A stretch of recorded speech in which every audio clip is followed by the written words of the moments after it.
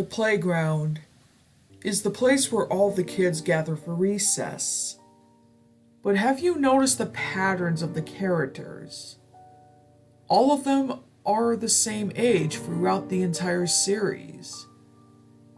I will explain this to you. Third Street School was built after World War I. TJ was among the first students to attend. He was always proven to be a strong leader, running for fourth grade president in 1928, a year before the Great Depression began. However, the current principal at the time was making budget cuts on certain lunch items. Attempting to lead a revolt, TJ was hit by an ice cream truck during a student walkout in 1929. TJ's spirit still lives on through the playground, teaching kids how to stand up for their rights. Mikey soon transferred to the school after TJ's death, starting first grade in the 1929 through 1930 school year. Mikey was always hungry, demanding food. However, he was a kind and gentle person, causing no harm to the students around him. In 1931, he was diagnosed with diabetes type 1. Feeling depressed, he ate an insane amount of chocolate bars to cope with his disease. He went into a diabetic coma in 1932 and died later that year of a heart attack at the age of 10. Mikey still walks in the playground, fat as ever and hungry as ever.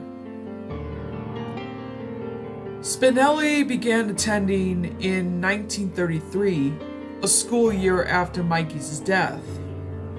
Always trying to act the tough one, Spinelli would converse with the ghosts of TJ and Mikey and share with them her experiences.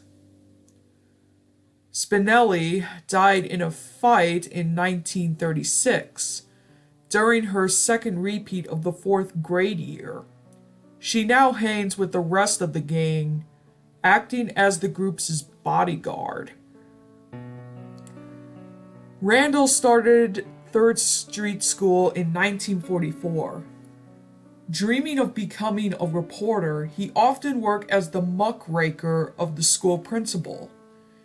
Despised by the gang, especially Spinelli, Randall one day caught a random bystander beating up a tiny second grader in 1946 and told the principal, a different one than the one from 1928.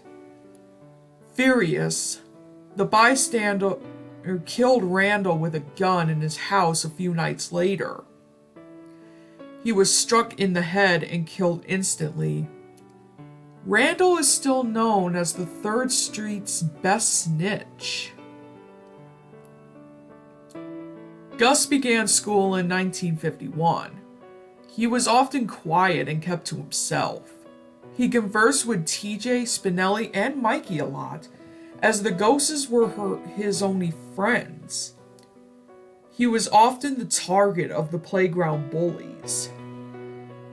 One fateful night in 1953, Gus was walking home from school in tears and covered in dirt and blood.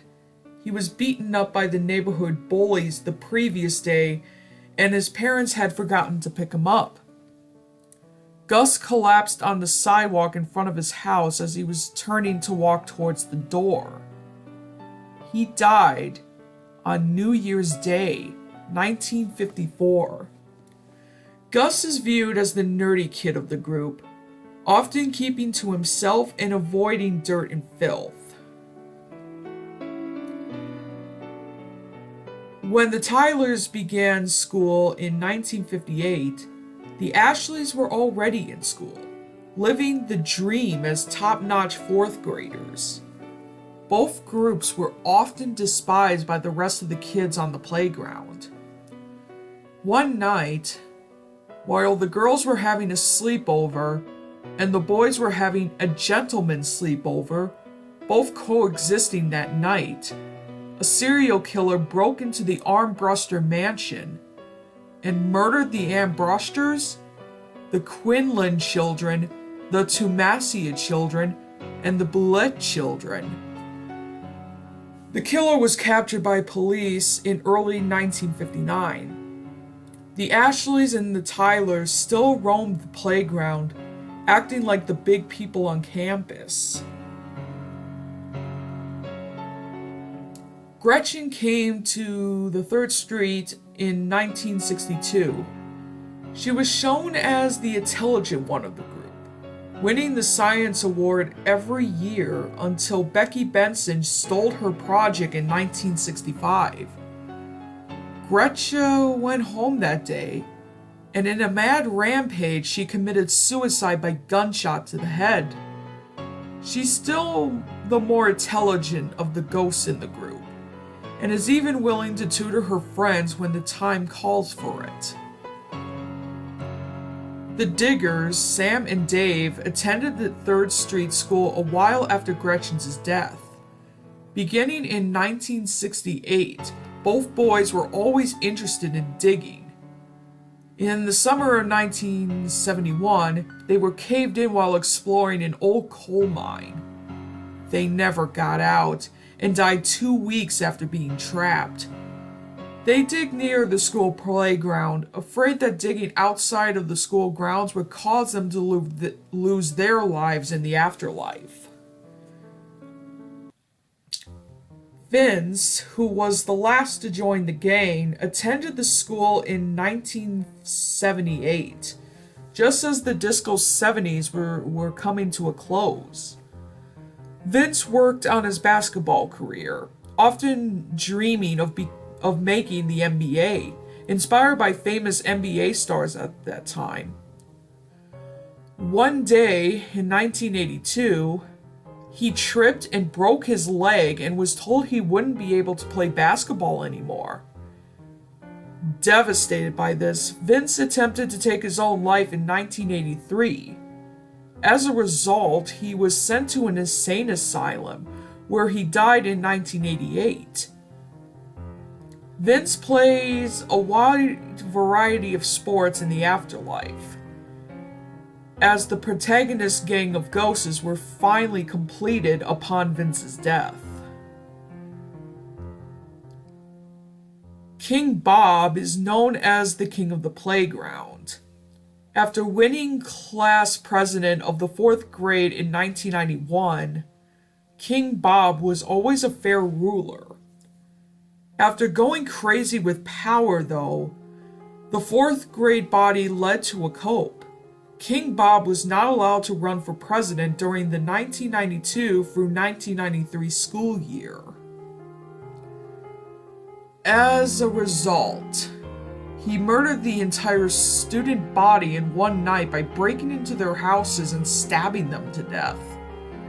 He was sent to juvenile detention in fall of 1995 and stayed there until he was killed by another prisoner in 2001 at the 5th Street Corrections Facility at the age of 20.